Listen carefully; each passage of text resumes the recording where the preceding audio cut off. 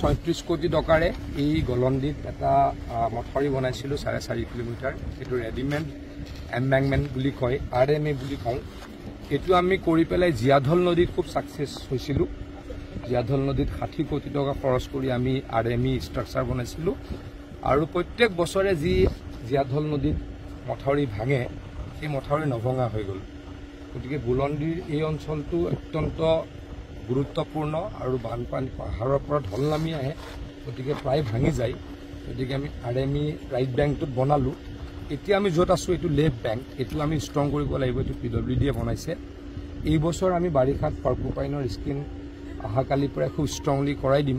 আৰু বাৰিষাৰ পাছত আমি জিঅ' মেগা টিউব দুটাকৈ লে কৰি দিম। 4.5 কিলোমিটাৰত আমি নতুন আপোনালোকক দেখাইছোঁ যেনেকৈ 25 মিটাৰ এটা মেগা টিউব, তাত 18-20 বালি সোমাই যায়। প্ৰায় 250-270 টনমান ওজন হৈ যায়। বহুত বেছি ষ্ট্ৰং হয়, কিন্তু অলপ কম খৰচত হয়। আমি বহুত চিন্তা চৰ্চা কৰি ঘূৰি ফুৰি সেই নতুন আমি ডিজাইনটো উলিয়াইছোঁ। সেইটো কৰি দিলে এইটোত আৰু কেতিয়াও নাভাঙিব। অহা বাৰিষাৰ পাছত সেইখিনি কাম আমি খুব ষ্ট্ৰংলি পাৰ্মানেণ্টলি কৰাই দিম। অসমতে বানপানী কমিব আগতকৈতো বহুত কমিছে, আপোনালোকে মন কৰিছেই চাগে। ইয়াতে এই RMAটো নাথাকিলেও হয়তো এই অঞ্চলটোত দুবাৰমান পানী হ'লেই হয়। জীয়াধল নদীত যদি আমি RMA নকৰিলোঁ হয়, এতিয়ালৈকে চাগে 3বাৰমান পানী হ'লেই হয়। আপোনালোকে দেখিলে হয়, মোৰ সমষ্টিতে এতিয়ালৈকে 3টা পানী হয়েই। মোৰ সমষ্টি মায়ং অঞ্চলত মে' লাষ্টলৈকে, আজিতো মে'লে আৰু জুনলৈকে 2-3 দিন আছে, এতিয়ালৈকে 3টামান পানী হ'ল হয়। এতিয়ালৈকে হোৱা নাই ভগৱানৰ আশীৰ্বাদত। যথেষ্ট কাম কৰিছোঁ। 70% পানী হয়তো কমাব পাৰিছোঁ বুলি আমি দাবী কৰিব পাৰোঁ। এতিয়ালৈকে ক'তো বানপানী খবৰ পোৱাই নাই।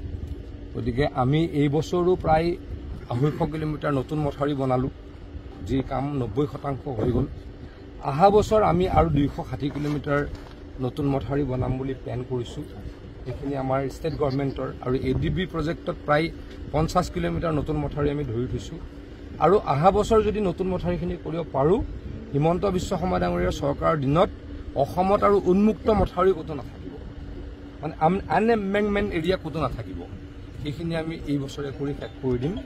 পৰৱৰ্তী সময়ত আমি এনেকুৱা কিছুমান পদক্ষেপ হাতত ল'ম, যিটো মই দেখালোঁ যে 4,500 কিলোমিটাৰ অসমত পুৰণা মথাউৰি আছে।